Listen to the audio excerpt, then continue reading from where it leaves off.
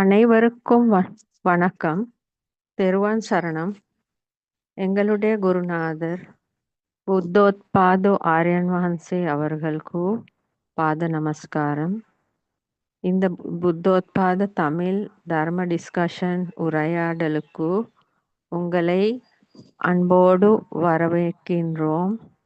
உங்களுடைய அன்றாட வாழ்க்கையில் நீங்கள் எதிர்கொள்ளும் கேள்விகளில், பிரச்சினைகளில் விடுபட்டு மகிழ்ச்சியாக வாழ தேவையான அறிவுகளை பெற்றுக்களை புத்தோத்பாத ஆரியன் வහන්සේ அவர்களுடைய சீடரான ஆரியன் அவர்கள் இந்த மண்டபத்துக்கு வந்து இருக்கிறார். தெருவான் சரணம் ஆரியன் அவர்களுக்கு. தெருவான் சரணம் அம்மா. தெருவான் சரணம். அனைவருக்கும் வணக்கம். தெருவான் சரணம். அதிக கௌரவத்துக்குரிய எங்களுடைய கல்யாணமிக்க குருநாதர் புத்தோத்பாதம் ஆரியன் வහන්සේ பாத நமஸ்காரம். இன்றைய தினம் நேரடி தர்ம கலந்துரையாடல் நிகழ்ச்சிக்கு உங்களை அன்போடு வரவேற்கின்றோம். ஒரு தலைப்பை எடுத்துக்கொண்டு நாங்கள் இந்த கலந்துரையாடலை ஆரம்பத்தில் இந்த தலைப்பினூடாக கதைத்து அதன் பிறகு அது சம்பந்தமான கேள்விகளை உங்களுக்கு கேட்க முடியும் என்பதை அறிய தருகிறோம். இந்த தலைப்பு என்பது மித்யா திருஷ்டி என்றால் என்ன, சம்மா திருஷ்டி என்றால் என்ன என்ற தலைப்பினூடாக நாங்கள் இந்த அறிவிப்பை கொஞ்சம் விளக்கமாகவும் கொஞ்சம் தெளிவாகவும் பார்ப்போம். நாங்கள் மித்யா திருஷ்டி என்றால் என்ன என்பதை பார்த்தா, உலகில் மனிதர்கள் எல்லாரும் ஏராளமா வாழ்றாங்க, ஏராளமா இருக்கிறாங்க. அப்போ இவர்களுக்கு உலகம் என்பது உண்மையாக இருக்கிறது, நிச்சயமாக இருக்கிறது, சத்தியமா இருக்கு அப்படின்ற இந்த பிடிப்பில், இந்த நினைப்பில் வாழும் மனிதர்கள் தான் இந்த மித்யா திருஷ்டியில் வாழ்கிறார்கள். கண்களுக்கு தெரிவது வெளியில் இருக்கிறது, காதுகளுக்கு கேட்பது வெளியில் இருக்கிறது, மூக்குக்கு உணரும் வாசனை மற்றும் துர்நாற்றம் வெளியில் இருக்கிறது, நாக்குக்கு உணரும் சுவை வெளியில் இருக்கிறது, உடலுக்கு உணரும் குளிர், உஷ்ணம், இறுக்கமான, பாரமான இந்த தன்மைகள் அனைத்தும் வெளியில் இருக்கிறது என்று நினைத்து அந்த பிடிப்பில் இருக்கும் மனிதர்கள் தான் இந்த மித்யா திருஷ்டியில் இருக்கிறார்கள். உலகம் உண்மையில நம்பிக்கொண்டு இருக்கிறார்கள். அப்போ பொதுவாகவே பார்க்கும்போது உலகில் எல்லாருமே இந்த மித்யா திருஷ்டியில் தான் இருக்கிறார்கள். இப்போ மித்யா திருஷ்டி என்றால் என்ன அப்படின்னு நாங்க பார்த்தா, பிழையான ஒரு திருஷ்டி, பிழையானது சரியானது என்று பிழையானதை சரியானது என்று எடுத்துக்கொண்டு அந்த பிடிப்பில் வாழும் மனிதர்கள் தான் மித்யா திருஷ்டியில் வாழ்கிறார்கள். அப்போ உலகம் உண்மையில நினைத்து இந்த நினைப்பில் வாழும் மனிதர்கள் எல்லாமே மித்யா திருஷ்டியில் தான் வாழ்கிறார்கள் என்றால், அப்போ சம்மா திருஷ்டி என்றால் என்ன என்பதை நாங்கள் இதனூடாக தேடி பார்த்தால், பல மனிதர்கள் பல பல விதமான எண்ணங்களில் வாழ்கிறார்கள். ஒவ்வொரு ஒவ்வொரு கோட்பாடு, ஒவ்வொரு கருத்து, ஒவ்வொரு கற்பனைகள், இந்த மாதிரி வாழும் மனிதர்கள் ஏராளமா வாழ்றாங்க.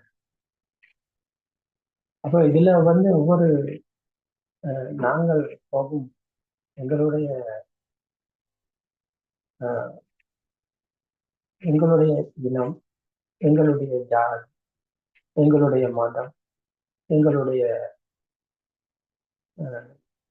வழி அப்படின்னு சொல்லி போகும் மனிதர்கள் ஒவ்வொரு கட்டம், ஒவ்வொரு பக்கமா போகும் மனிதர்கள் எல்லாமே உலகில் ஏராளமா இருக்கிறாங்க. அப்ப இந்த பிரிவினை எல்லாமே நாங்கள் தான் சரி என்று மற்றவர்களில் இருந்து விலகி நாங்கள் தான் சரி என்ற சரி என்று நினைத்துக் கொண்டு அவர்கள் செய்யும் காரியம்தான் சரி என்று அந்த பிடியில் நினைப்பில் போகும் மனிதர்கள் பலவிதமாக இருக்கிறார்கள். ஒவ்வொரு கோணத்திலும் ஒவ்வொரு திருஷ்டியும் பல மனிதர்கள். அப்போ அப்படி பார்க்கும்போது இவர்கள் யாருமே சம்மாதித்தி என்று சொல்ல முடியாது. சம்மாதித்தி என்றால் இவர்களுக்கு உண்மையாக என்னன்னு தெரியாம தான் இப்படி எல்லாருமே ஒவ்வொரு திருஷ்டிக்குள்ளும் இறுகி இருக்கிறார்கள். அப்போ இதே போலத்தான் புத்த காலத்திலும் மனிதர்கள் இருந்தாங்க. ஏராளமான மதங்கள், ஜாதிகள், மொழிகள், இனங்கள் என்று பல்வேறு கோணங்களாக பிரிந்து பல்வேறு பிரச்சனைகளுக்கு அகப்பட்டு முகம் கொடுத்து கொண்டு துன்பத்தில் வாடி வதைந்து பிரிந்து கிடக்கும் மனிதர்கள் ஏராளமாக இருந்த போது மனிதர்கள் இறக்கிறார்கள், வயசு போகுது, நோய் வாய்ப்பாடுறாங்க, கடைசியில இறந்து போறாங்க. இதெல்லாமே பார்க்கும்போது இதுல யாருமே இன்பம் அடையல, யாருமே மகிழ்ச்சி பெறல.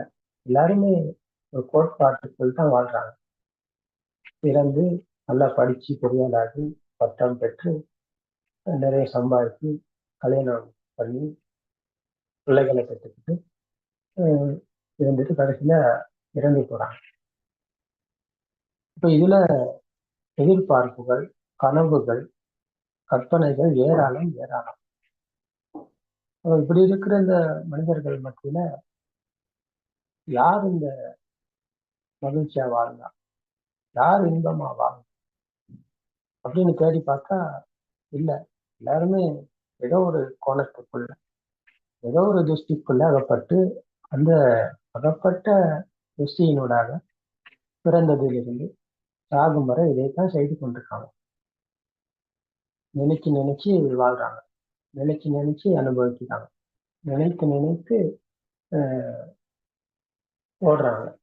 இப்ப இந்த போட்டி, பொறாமை, பழிவாங்கல், இந்த மாதிரி அகப்பட்ட திருஷ்டிகளில் அகப்பட்டு வாழும் மனிதர்கள் மத்தியில பகவான் புத்தர் அவர்கள் புத்த சுபாவம் அடைய முதல்ல சித்தார்த்தராக இருக்கும் போது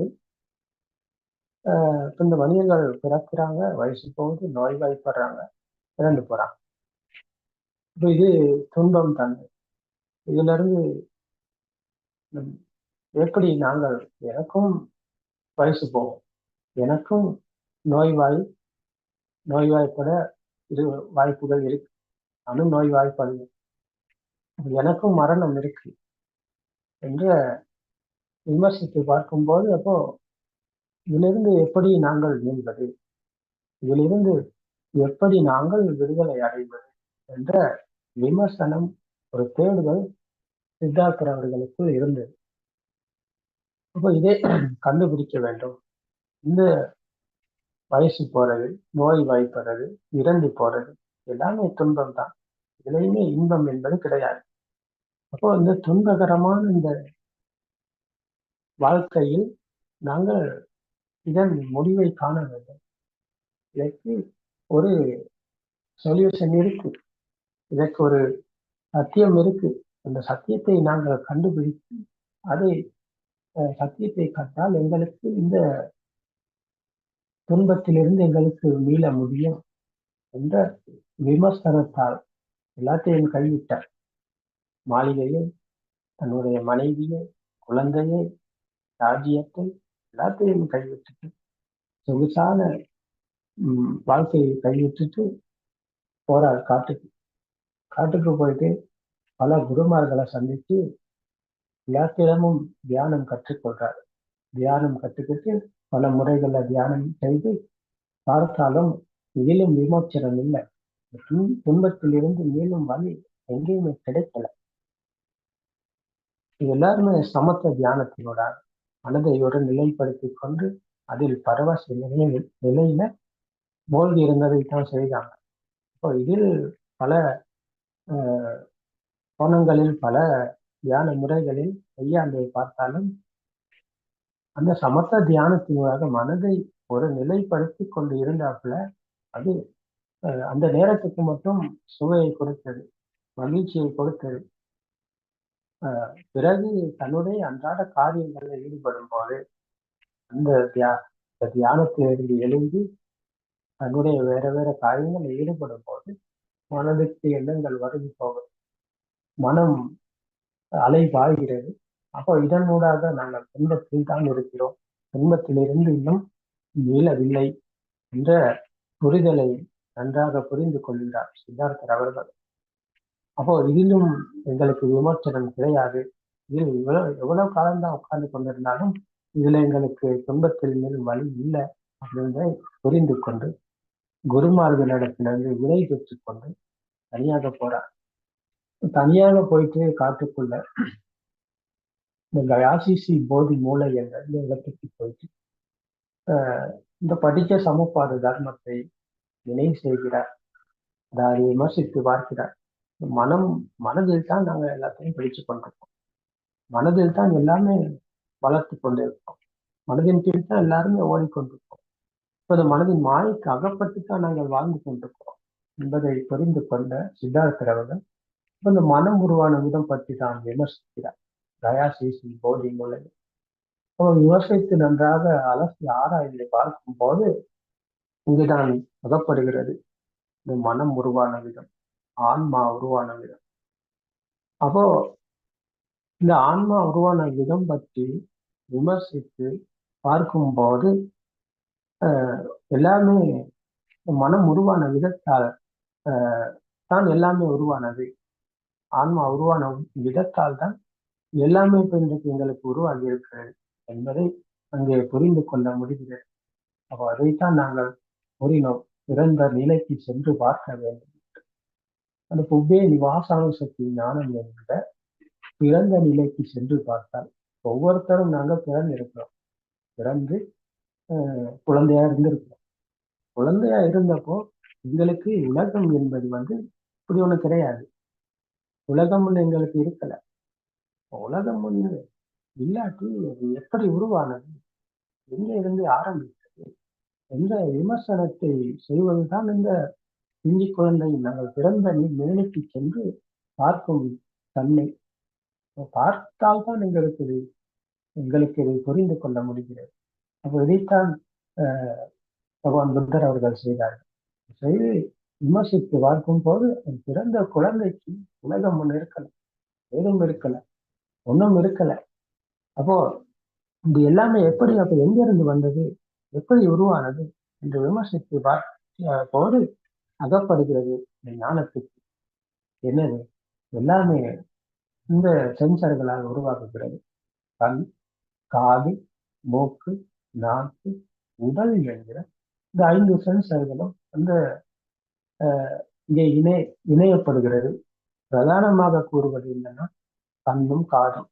பிரதானமான இந்த சென்சர்கள் 2, கண்களுக்கு வர்ணம், காதுகளுக்கு சத்தம். அப்போ இந்த கண்ணும் காதும் இணையப்படும் போதுதான் இங்கே உருவாகுகிறது, வெளியில் இருக்கிறது என்ற உணர்வு.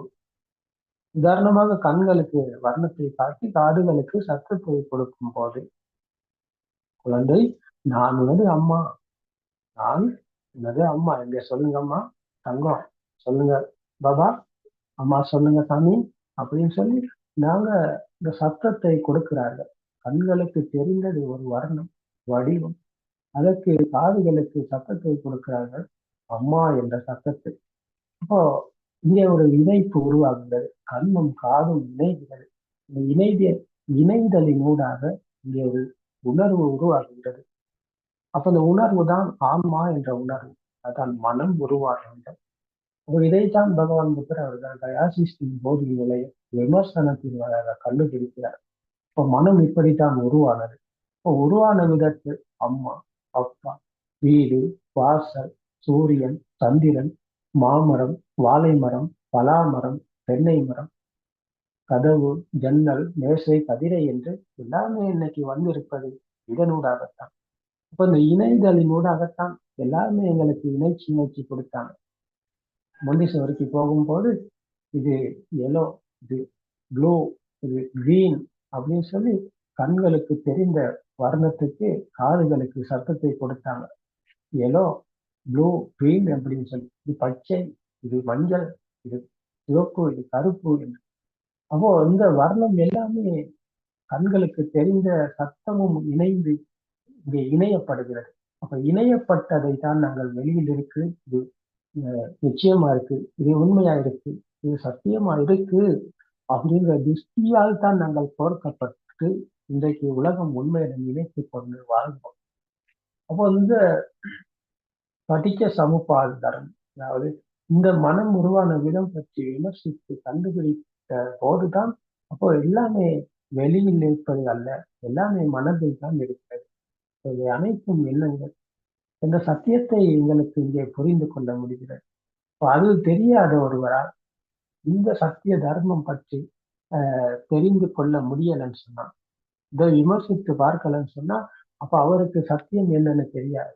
சத்தியம் தெரியாட்டி அப்ப அவருக்கு தெரிவது எல்லாமே வெளியில் இருக்கு.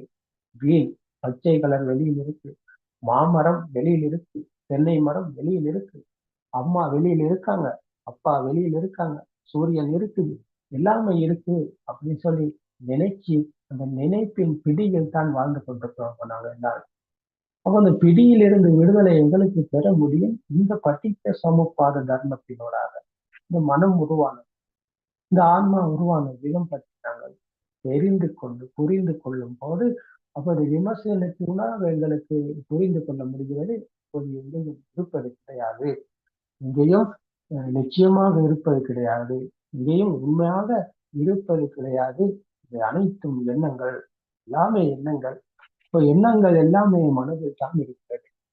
மனதில் இருக்கும் எண்ணத்தை தான் நாங்கள் வெளியில் இருக்கிறது, உண்மையாக இருக்கிறது, நிச்சயமாக இருக்கிறது என்ற விழிப்புக்குள் இருக்கிறோம். அப்போ சமாதித்தி என்றால் என்ன, நித்யா திருஷ்டி என்றால் என்ன என்பதுதான் இங்கே தலைப்பாக இருந்தது. அப்போ அந்த தலைப்பினோட விமர்சித்து பார்க்க நாங்கள் இங்கே சத்தியத்தை கையாண்டு பார்க்கும்போது சமாதித்தி என்பதுதான் இந்த சத்தியத்தை புரிந்து கொள்வது. அதாவது வெளியில் அல்ல, நாங்கள் பார்ப்பது, கேட்பது, உணர்வது, கண்களுக்கு தெரிந்தது வெளியில் அல்ல, காதுகளுக்கு கேட்பது வெளியில் அல்ல, மூக்குக்கு உணரும் வாசனை மற்றும் துர்நாற்றம் வெளியில் அல்ல, நாக்குக்கு உணரும் சுவை வெளியில் அல்ல, உடலுக்கு உணரும் குளிர், உஷ்ணம், இறுக்கமான, பாரமான, மென்மையான தன்மைகள் எல்லாமே இந்த இந்த உற்பத்தி நிலையங்களால் உருவானதை தவிர, உற்பத்தி நிலையங்களால் உள்நுழைந்ததை தவிர அது எங்கேயும் இருப்பது கிடையாது. இவை அனைத்தும் எண்ணங்கள், எண்ணங்கள் எல்லாமே மனதில் தான் இருக்கிறது. இந்த சத்தியத்தை என்கிற இந்த சத்தியத்தை புரிந்து உணர்வதுதான் சம்மாதித்தி. இதான் சத்தியத்தை புரிந்து கொண்டவரின் சுபாவம். அப்போ உலகம் நிச்சயமா இருக்கு, உலகம் உண்மையா இருக்கிறது, சத்தியமா இருக்கு என்பதுதான் வித்யா திருஷ்டி. அதான் உலகம் இருக்கிறது இந்த திருஷ்டியில் இருக்கும் மனிதன் இருப்பது ஆத்ம திருஷ்டிக்குள்ள. ஆத்ம திருஷ்டிக்குள்ள இருக்கும் மனிதன் அந்த துன்பத்துக்குள் மூழ்கி இருக்கிறார். உலகம் இருக்கிறது நிச்சயமா இருக்கு அப்படின்ற திருஷ்டிக்குள்ள இருக்கும் மனிதன் இந்த ஆத்ம திருஷ்டிக்குள்ள இருக்கிறார். இந்த சக்காய திருஷ்டி என்கிற இந்த திருஷ்டிக்குள்ள இருக்கும் அவருக்கு உலகம் நிச்சயமா இருக்குன்னு சொன்னா, அப்ப அவருக்கு உலகம் உண்மையாக இருக்குதுன்னு சொன்னா, அப்ப அந்த உலகத்தில் அவருடைய பிறப்பு இறப்பு என்ற சம்பவம் நடந்து கொண்டே இருக்கிறது. அது கர்ம பூமி. கர்மத்தை வெல்பவர் இந்த சத்தியத்தை புரிந்து கொள்பவராகத்தான் இருக்கிறது. அவர் சத்தியத்தை புரிந்து இது வெளியில இல்ல மனதில் தான் என்கிற சத்தியத்தை அவர் உணரும் போது அவன் கர்மத்தை தான் வெல்கிறார். கர்மத்தை வெல்கிறார். காரணம் அதன் பலன் என்ற சத்திய தர்மத்தை புரிந்து உணர்கிறார். இந்த உணர்வுக்கு பெயர் தான் சம்மா அதித்தி. வெளியிலல்ல, இது மனதில் அனைத்து எண்ணங்கள் என்ற சத்தியத்தை புரிந்து உணர்ந்து இந்த உணர்வுக்குள் அவர் விழித்து கொள்ளும் போது அவர் சத்தியத்தை அடைகிறார், சத்திய ஞானம் அடைகிறார். தான் சம்மா தித்தி என்று பகவான் புத்தர் அவர்கள் போதித்தார்கள். அப்போ இந்த தலைப்பினூடாக உங்களுக்கு புரிகிறது என்னன்னு சொன்னா சம்மாதித்தி என்றால் என்ன, மித்யா திருஷ்டி என்றால் என்ன என்பது இங்கே நாங்கள் கொஞ்சம் விளக்கமாகவும் தெளிவாகவும் உங்களுக்கு புரியும். அப்போ இதனூடாக உங்களுக்கு எழும் கேள்விகளை நீங்கள் இதன் பிறகு இந்த டிஸ்கஷனூடாக இந்த கலந்துரையாடலூடாக உங்களுக்கு ஏதேனும் கேள்விகள் இருந்தால் இது சம்பந்தமாக மட்டுமல்லாமல் வேற ஏதேனும் கேள்விகள் இருந்தாலும் பிரச்சனை உங்களுக்கு கதைக்கலாம். சரணம். திருவான் சரணம். இந்த நிகழ்ச்சியில் சம்பந்தமாக இருக்கும் உங்களுடைய காலம் இது. உங்களுடைய கேள்விகள், பிரச்சனைகள் இப்ப கேட்கலாம். உங்களுடைய மைக் அன்மியூட் பண்ணி பேசுங்கள்.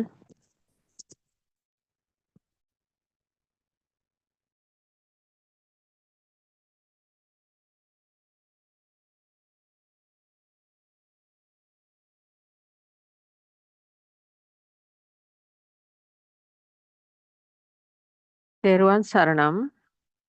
இந்த டைம் மிச்சம் வேல்யூவான டைம். உங்களை லைஃப் பற்றி என்ன மாதிரி விஷயம், என்ன மாதிரி ப்ராப்ளம் இருந்தாலும் அது பற்றி இப்போ கேட்கலாம்.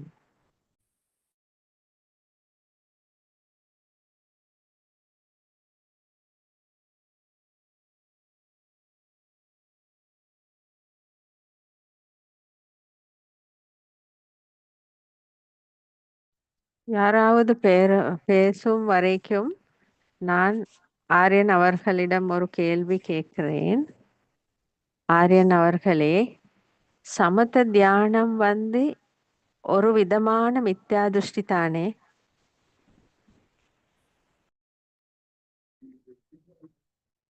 சமத்த தியானம் என்பது சமத்த மனதை ஒரு நிலைப்படுத்திக் கொண்டு அதில் இருப்பதுதான் சமத்த தியானத்தினூடாக இந்த சமாதி நிலையில் இருப்பது என்பது.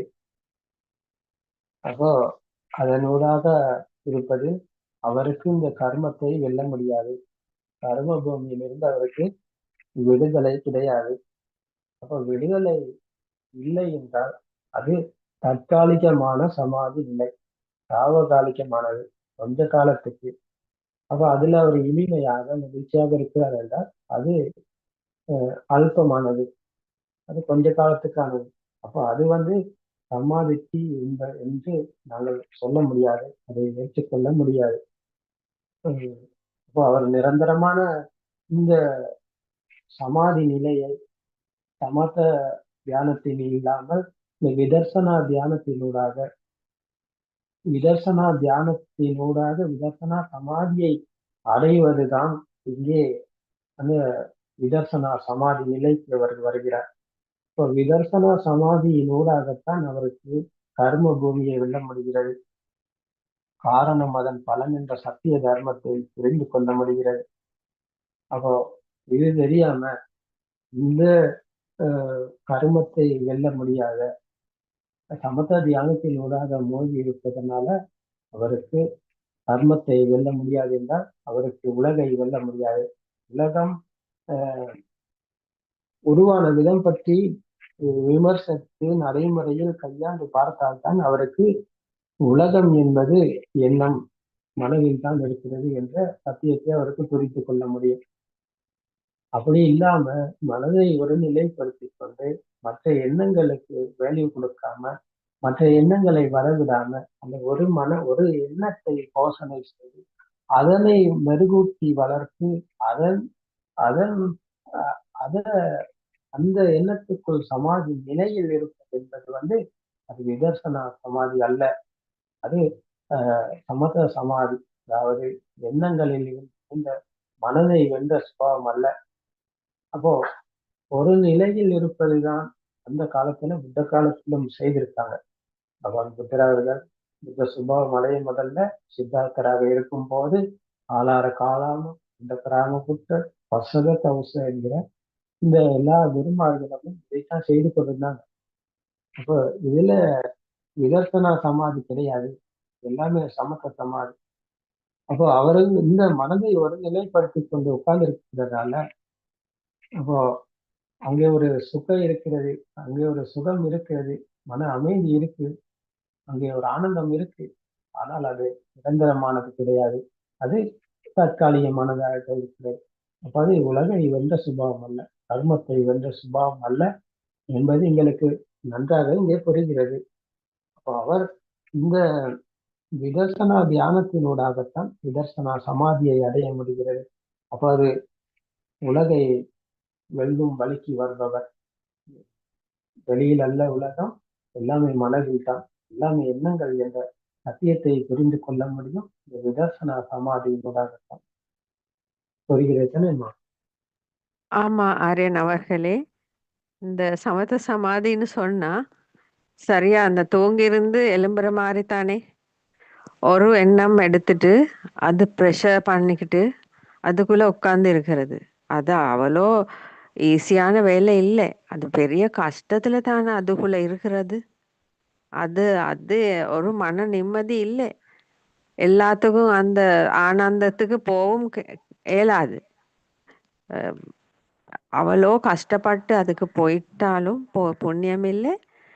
தூங்கியிருந்து எழும்புற மாதிரி தானே, அப்படிதானே?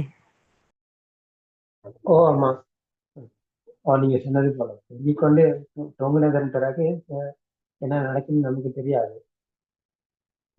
திரும்ப எழுந்ததன் பிறகு மற்ற நாள் போல அதை செய்யணும் இதை செய்யணும் அப்படின்னு சொல்லி அந்த எண்ணங்களுக்கு அகப்பட்டு ஓடிக்கொண்டிருக்கிறோம். அப்போ துன்பம் தானே, துன்பத்திலிருந்து அவர் மீண்டு விட்டாரா இல்லை என்பது இங்கே புரிகிறது தானே. அப்போ நீங்க சொல்றது போல அந்த தூங்கி கொண்டிருந்து தூக்கத்திலே இருந்து எழும்புவதை போலத்தான் இந்த சமத்த தியானத்தினூடாக அவர்கள் செய்து கொண்டிருக்கிறார்கள். அந்த அதுதான் மாதிரி ஆமா, அந்த மாதிரி ஒரு பிரச்சனை இல்லாத இது செய்ய அந்த வேலை அந்த தியானம் செய்யறதுக்கு எவ்வளோ ஆக்கள் பணம் கொடுத்துட்டு எவ்வளோ இடங்களுக்கு போறது பாருங்க. இந்த சத்தியம் இவ்வளோ நாங்க சொல்றது சத்தியத்தை போட்டு ஒரு புண்ணியம் இல்லாத தியானம் கிட்ட ஓடுறது, எல்லாம் ஓடுறது, ஒரு புண்ணியம் இல்லை அதுல. இப்ப இந்த நிகழ்ச்சியில் சம்பந்தமாக இருக்கும் உங்களுடைய காலம், உங்களுடைய கேள்விகள் பிரச்சனைகள் இப்ப கேட்கலாம். ரஷிகா, உங்களுக்கு என்ன விதமான கேள்விகள் இருக்கா? பேசலாம்.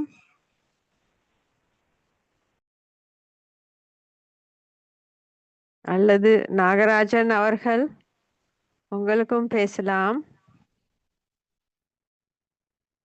இன்னொரு புது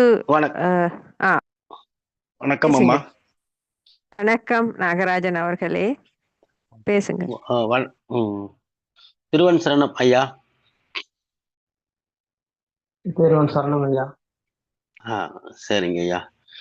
ஐயா, நாங்க கேள்வி கேட்குற அளவுக்கு நீங்க விட்டு வைக்கல, நீங்களே நல்ல விளக்கம் சொல்றீங்க. அதை உன்னிப்பா கேட்டுக்கிட்டே இருந்தாலே எங்களுக்கு நாங்க என்ன கேள்வி கேட்குறோமோ அதுக்கு சரியான பதில் வந்துகிட்டே இருக்கு. அதனால நான் கேள்வி கேட்குற அளவுக்கு நீங்க வைக்கல, நல்லா பண்ணிட்டு இருக்கிறீங்க. நல்லா உங்களுக்கு அந்த புத்தருடைய அனுகிரகம் நல்லா இருக்கிறதுனால அது நல்லா உங்களுக்கு எங்களுக்கெல்லாம் பதில் கரெக்டா வந்துட்டே இருக்கு ஐயா. திருவன் சரணம். திருவன் சரணம் ஐயா. நீங்க உங்களுக்கு ஏதாவது கருத்துக்கள் இருந்தா சொல்லுங்க, அப்புறம் பார்ப்போம் ஐயா.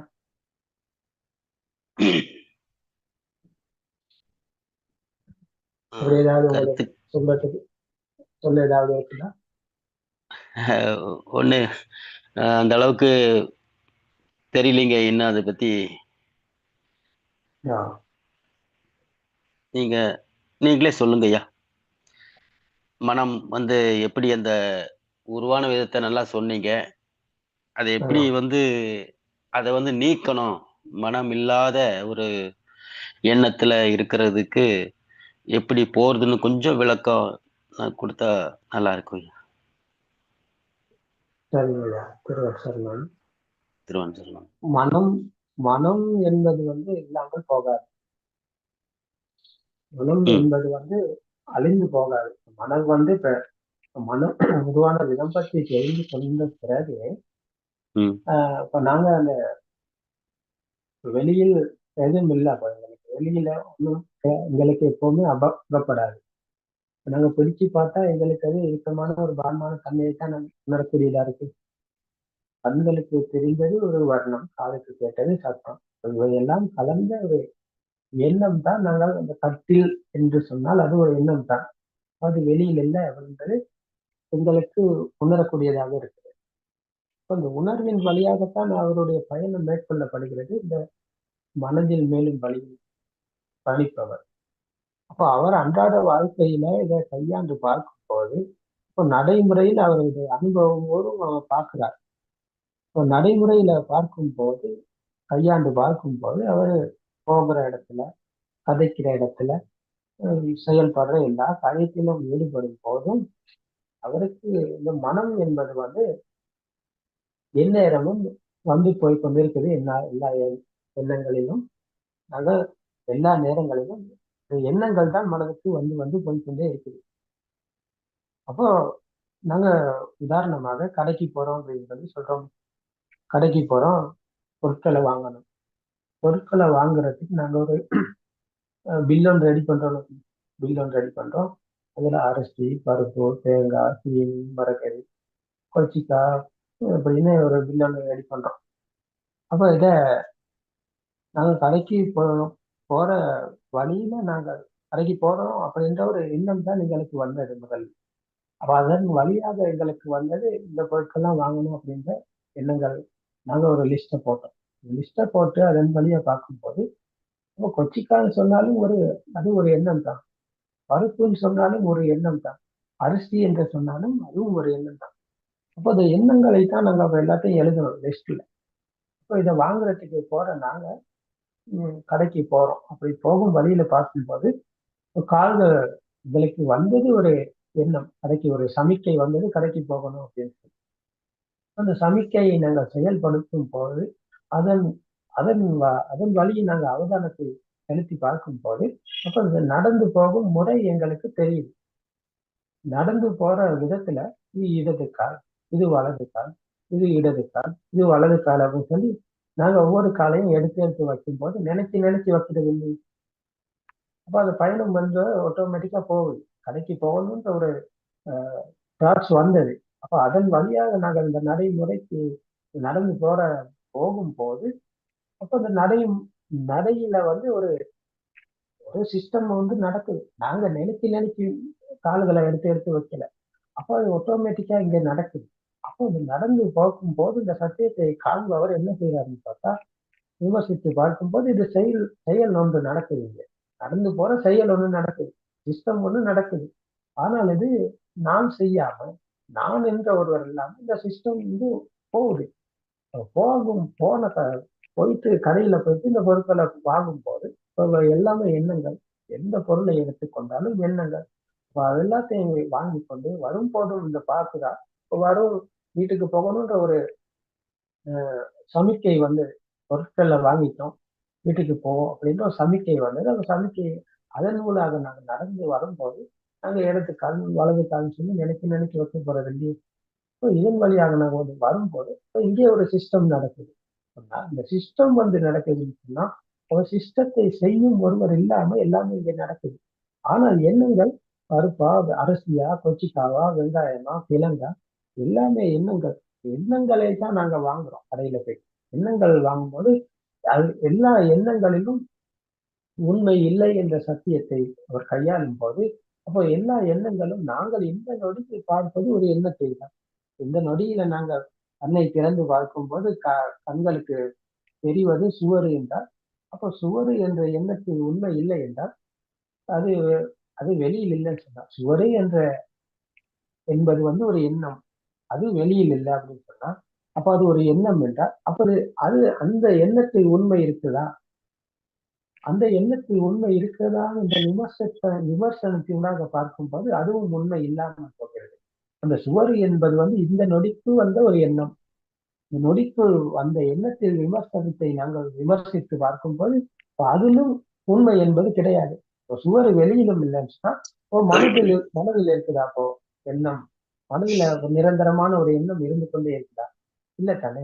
எண்ணங்கள் எந்நேரமும் வருது போகுது. எண்ணங்கள் எந்நேரமும் மனதுக்கு எண்ணங்கள் ஸ்டாக் ஆகி கொண்டே இருக்கு.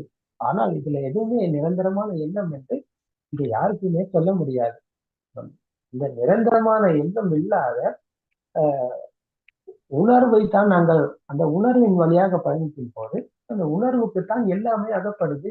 இப்போ எண்ணங்களில் எதுவுமே நிரந்தரம். நாங்கள் கடைக்கு போற போது வாங்கும் பொருளை வாங்கும் போது இடையில திரும்ப வரும் போது மனிதர்களை பார்க்கிறோம். அவர்களிடம் கதைக்க வேண்டியதா கதைக்கிறோம். வாகனத்துல போனோம்னா வாகனத்துல ஏறி போகும்போது இடையில நாங்க பார்க்கிற காட்சிகள் ஏராளம் இருக்கு. இதமா இருக்கு. நாங்க எதை பார்த்தாலும், எதை கேட்டாலும், எதை வாங்கினாலும், எதை செஞ்சாலும் எல்லாமே எண்ணங்கள். எண்ணங்கள் என்றால் நிரந்தரமான எண்ணம் இங்கே ஏதாவது இருக்குதா அப்படின்னு விமர்சித்து பார்க்கும் போது அப்ப எந்த ஒரு எண்ணமும் இங்கே நிரந்தரமா இல்லை. அப்போ இத இன்னொரு உதாரணத்தை சொல்றதாக இருந்தா, இப்போ மாமரத்தில் 5000 இலைகள் இருந்தா அந்த 5000 இலைகளில் ஒரு இலையை நாங்கள் எடுத்து விமர்சித்து பரிசீலனை செய்து பார்த்தா அப்ப ஒரு இலைக்குள்ள இருக்கும் கதைதான் அந்த 5000 இலைகளுக்கும் இருக்கிறது. அப்ப அந்த விமர்சத்து நடைமுறையில பார்க்கும் போது அவருக்கு இந்த ஒரு இலையை பற்றி நன்றாக புரிந்து உணரக்கூடியதாக இருந்தால் அந்த 5000 இலைகளையும் அவர் புரிந்து கொண்டதற்கு சமமாகும். அப்போ அவர் மீண்டும் அந்த 5000 இலைகளை தேடி தேடி போயிட்டு விமர்சிக்கணும்ன்ற அவசியம் கிடையாது. அப்போ அவருக்கு தேவை இந்த நொடியில் வரும் எண்ணத்தில் உண்மை இருக்கிறதா. இந்த நொடியில் வரும் எண்ணத்தில் உண்மை இல்லை என்றால் அப்போ அதுவும் ஒரு உற்பத்தி நிலையம் தான். அதாவது கண் என்பது ஒரு உற்பத்தி நிலையம் போல, காது என்பது ஒரு உற்பத்தி நிலையம் போல, மூக்கு நாக்கு உடல் என்ற இந்த 5 உற்பத்தி நிலையங்களால் உருவான ஒரு உற்பத்தி நிலையம் தான் மனம் என்ற உற்பத்தி நிலையம். அப்போ இந்த 6 சென்சர்கள் இணைந்து செயல்பட்டு கொண்டிருக்கிறது. அந்த 6 சென்சர்களால் உருவான உலகத்தில் தான் நாங்க இப்போ வாழ்ந்து கொண்டிருக்கோம். அப்போ இந்த நொடியில் வரும் எண்ணத்திலும் சத்தியம் இல்லை என்றால், உண்மை இல்லை என்றால் அப்போ எங்கே இருக்கிறது உண்மை, எதில் இருக்கிறது உண்மை, எங்கே இருக்கு? அப்போ எங்கேயுமே உண்மை என்பது கிடையாது தானே. அப்போ சத்தியத்தை விமர்சித்து பார்க்கும்போது அப்போ எண்ணங்களிலும் அவருக்கு உண்மை அகப்படாது. எண்ணங்களிலும் அவருக்கு நிரந்தரமானது என்று எதையுமே சொல்ல முடியாது. ஏன்னா எந்நேரமும் மனதுக்கு எண்ணங்கள் வருது போகும். எல்லா நொடிகளிலும் எண்ணங்கள் வந்து போய்கொண்டே இருக்கு. அப்போ இதுதான் நிரந்தரம், இது உண்மை, இது நிச்சயமா இருந்து கொண்டே இருக்கு அப்படின்னு சொல்லி யாருக்குமே எதையுமே எப்பவுமே சொல்ல முடியாது. அப்போ அதை நாங்க நினைச்சு பெற்றுக் கொள்ளும் ஒன்று கிடையாது. அப்போ நாங்க உணரணும். உணர்வதற்கு நாங்கள் அன்றாட வாழ்க்கையில பிராக்டிக்கலா நடைமுறையில கையாளணும். நாங்கள் பஸ்ல ஏறி பயணம் செய்யும் போது அந்த பயணத்தை போய்கொண்டிருக்கும் போது இடையில ஒரு காட்சி நடக்குது. ஒரு சந்தை இருக்குது. அந்த சந்தையில ஆட்கள் அதிகமா இருக்கிறாங்க. அவங்களுக்கு கூவி பொருட்களை விற்கிறாங்க.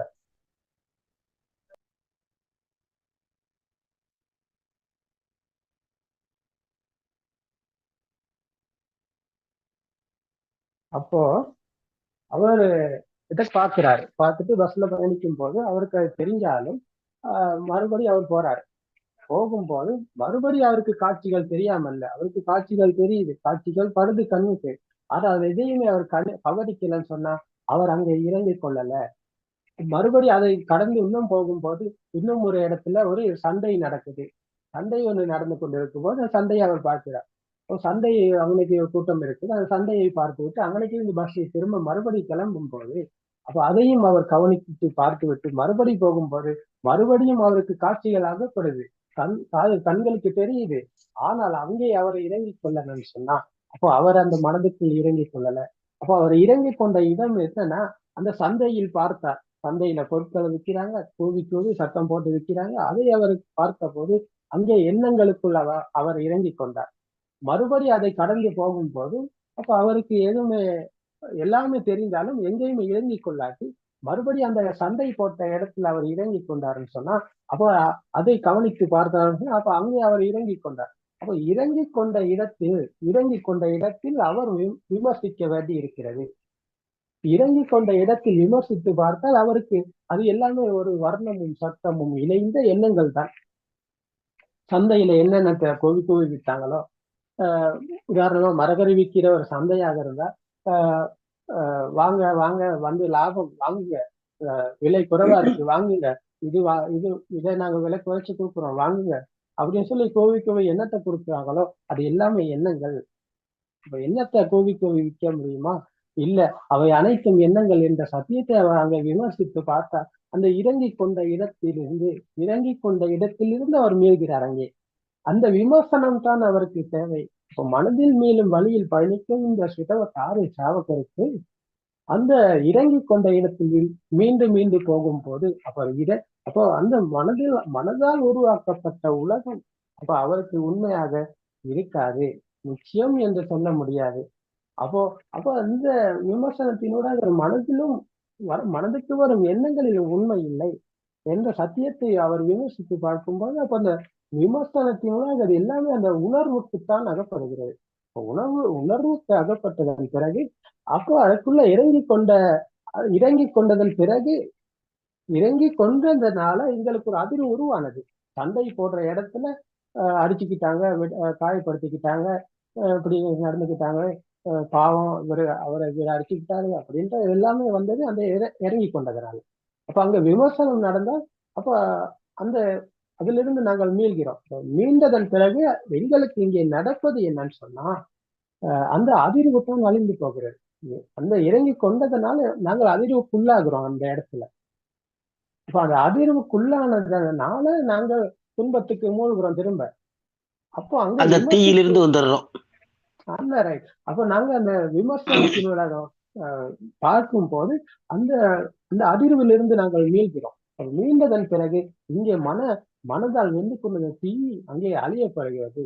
தீ அழிந்து போகும் நிலைதான் இந்த மனதில் இருந்து விடுதலை பெரும் வழியில் நாங்கள் போகும் இந்த சுத்தவத்த ஆரிய சாவுக்கருக்குத்தான் அப்ப இது எல்லாமே இந்த சத்திய ஞானத்துக்கு தான் அகப்படும்.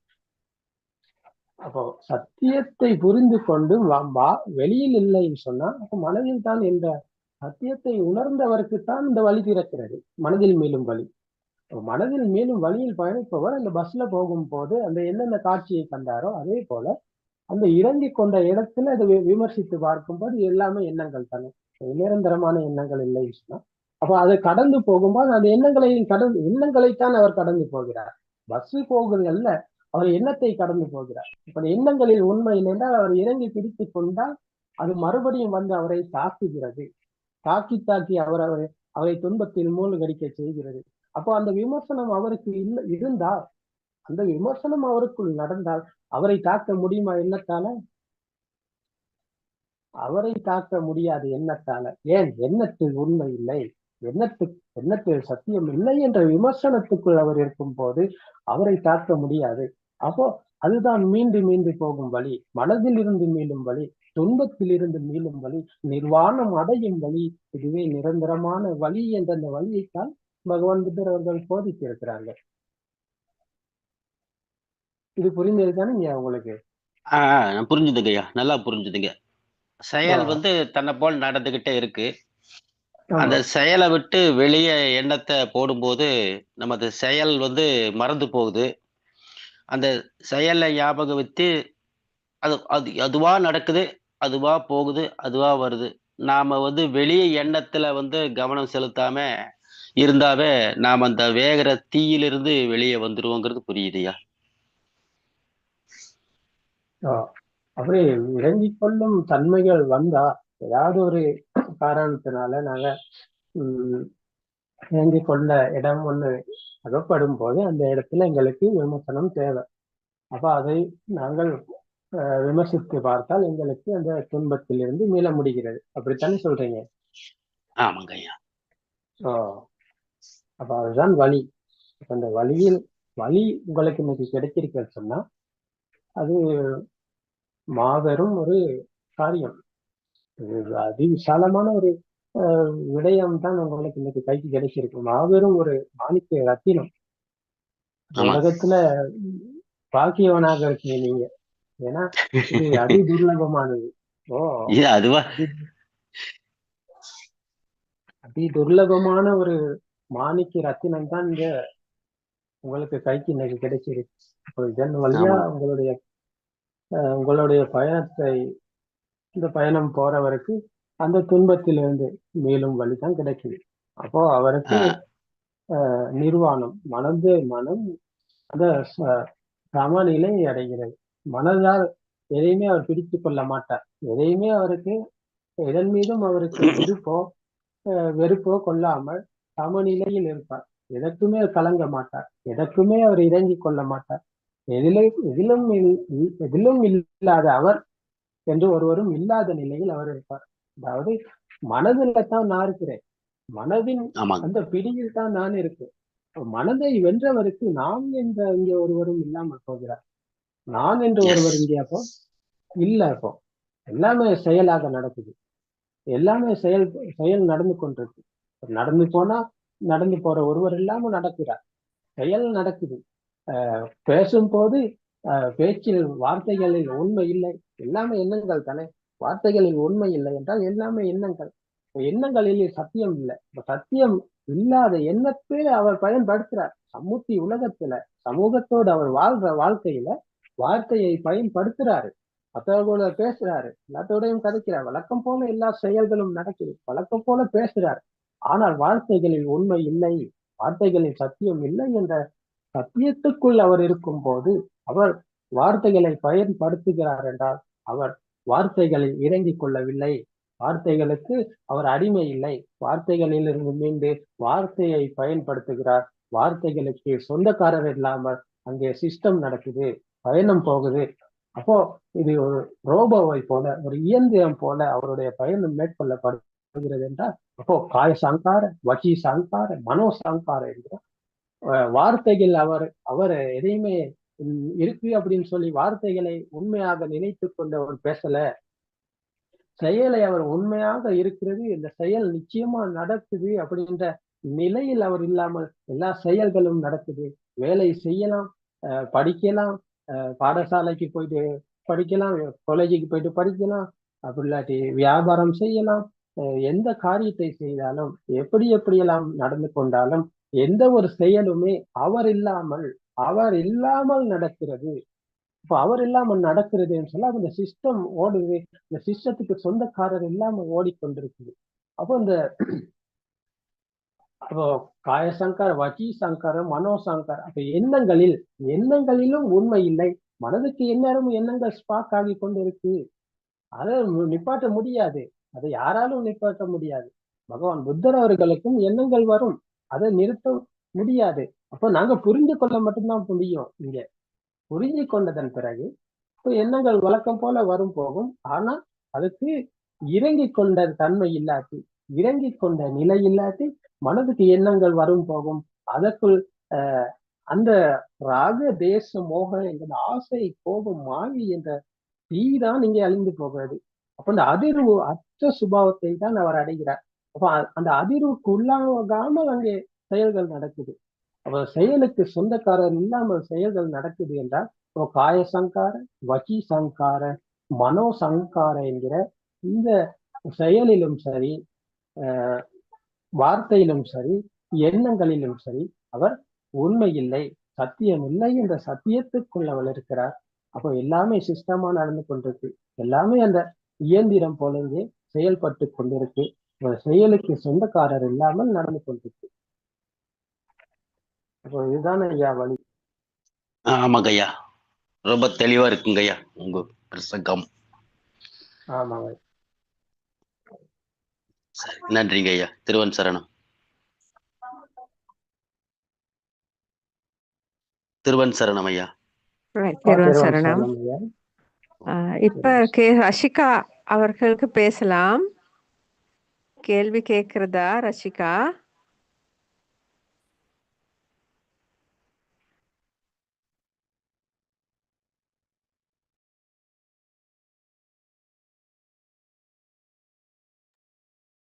சரி, ரஷிகா வரேருதி. நான் ஒரு கேள்வி கேட்கிறேன் ஆரியன் அவர்களே. கொஞ்சம் இருங்கம்மா. திருவன் சரணம். திருவன் சரணம். அப்போ இந்த ஐயாவுக்கு நம்ம ஏற்கனவே சொன்னது போல இதைத்தான் பகவான் புத்தர் அவர்கள் சொல்றாரு, சலாயத்தன லோக்கோ லோக்கோ சலாயத்த நிரோதோ நிப்பானோ என்று. அதாவது 6 உற்பத்தி நிலையங்களால் உருவானதுதான் உலகம். இப்ப அந்த 6 உற்பத்தி நிலையங்கள் தான் கண், காது, மூக்கு, நாக்கு, உடல் மற்றும் மனம். அந்த 6 உற்பத்தி நிலையங்களால் உருவானது தான் உலகம். அந்த உலகம் இருக்குது, நிச்சயமா இருக்கு, சத்தியமா இருக்கு, உண்மையா இருக்கு அப்படின்னு சொல்லி நினைச்சு பிடிச்சு கொண்டிருக்கிறதுனால நாங்கள் அந்த துன்பத்துக்கு மூழ்கி அந்த உலகத்தை உண்மையில நம்பிக்கொண்டு வாழ்றோம். அப்போ இந்த ஆயத்தன என்கிற இந்த உற்பத்தி நிலையத்தை 6 உற்பத்தி நிலையத்தை வெல்பவர் 6 உற்பத்தி நிலையத்தை வெல்பவர் இந்த உலகத்தை தான் வெல்கிறார்.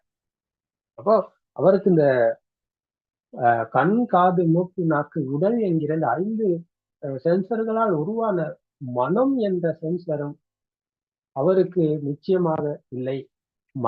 மனதால் உருவாக்கப்பட்ட உலகமும் எங்கேயும் இல்லை, வெளியிலும் இல்லை, அது மனதிலும் இல்லை. எல்லாமே எண்ணங்கள் என்றால் எண்ணங்களில் சத்தியம் இல்லை, எண்ணங்கள்ல உண்மை இல்லை.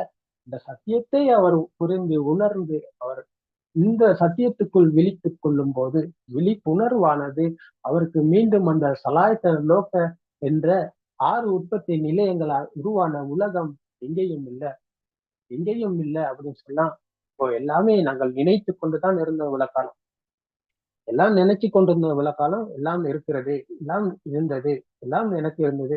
எனக்கு பிள்ளைங்க இருக்காங்க, எனக்கு பணம் இருக்கு, எனக்கு வீடு இருக்கு, எனக்கு பங்களா இருக்கு, எனக்கு கார் இருக்கு, எனக்கு அது இல்லை, எனக்கு இது இருக்கு, எல்லாமே நாங்க நினைச்சு கொண்டிருந்தோம்.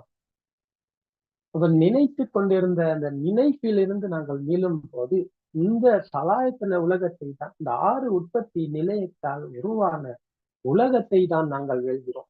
அப்போ சலாயத்தன லோக்கோ லோக்கோ சலாயத்தன நிரோதோ நிப்பானோ என்கிற இந்த 6 உற்பத்தி நிலையங்களிலிருந்து நாங்கள் மீளும் போது நிர்வாணம் அடைகிறோம் என்ற இந்த மகாபெரும் சத்தியத்தை தான் பகவான் புத்தர் அவர்கள் போதிக்கிறார்கள்.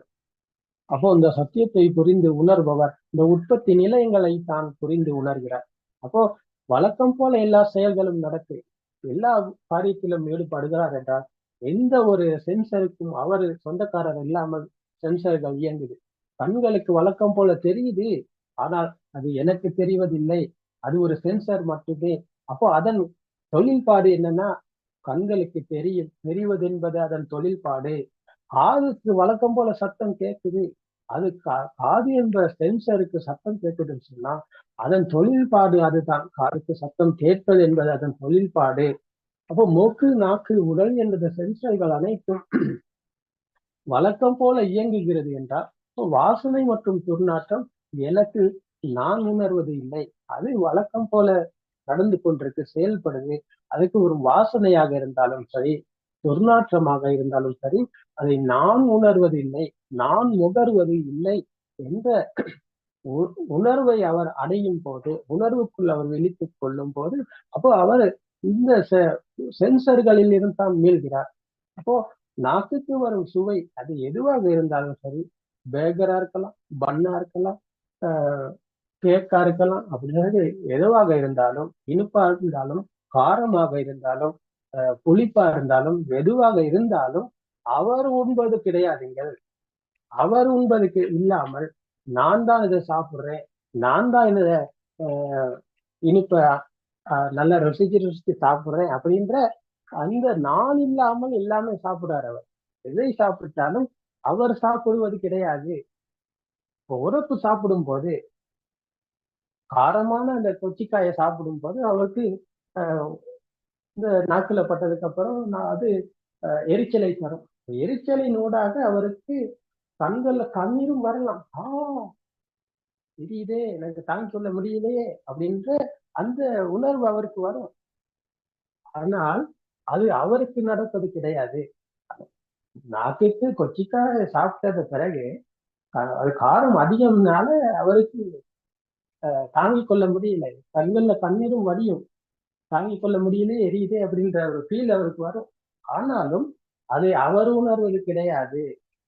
இதான் நீங்க இங்க இருக்கிற அந்த சென்சர்ல இருந்து மீண்ட சுபாவம்.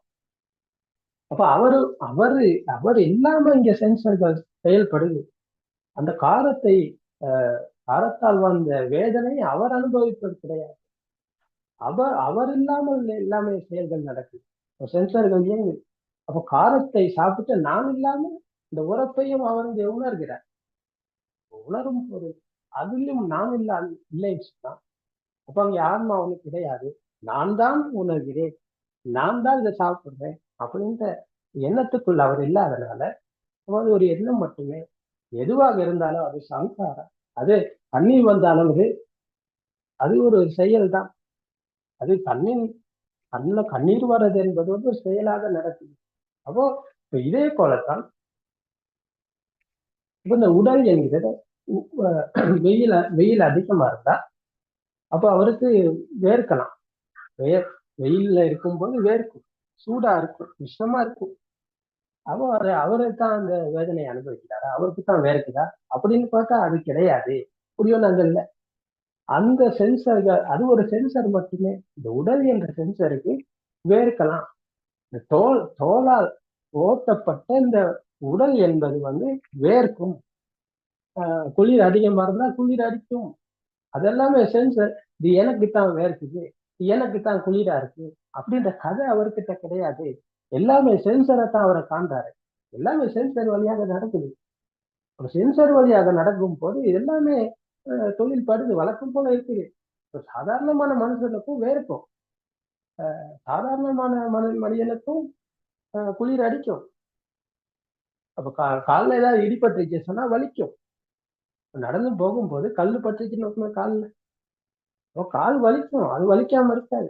அவன் வலிக்கும் போது அந்த வலியை நான் உணர்கிறேன். இல்ல, நான் இல்லாமல் வலி என்பது வலிக்குது தான், வழக்கம் போல வலிக்கும். ஆனா இங்கே இந்த வலியை அனுபவிப்பவர் இங்கே இல்லாமல் வலி நடக்குது. வலியை நான் தான் அனுபவிக்கிறேன். எனக்கு தாங்கிக் கொள்ள முடியல, ஐயோ எனக்கு வலிக்குது அப்படின்ற வேதனையில் துன்பத்தில் அவர் மூழ்கவில்லை. அந்த மூழ்காத அந்த சென்சரை காண்கிறார்.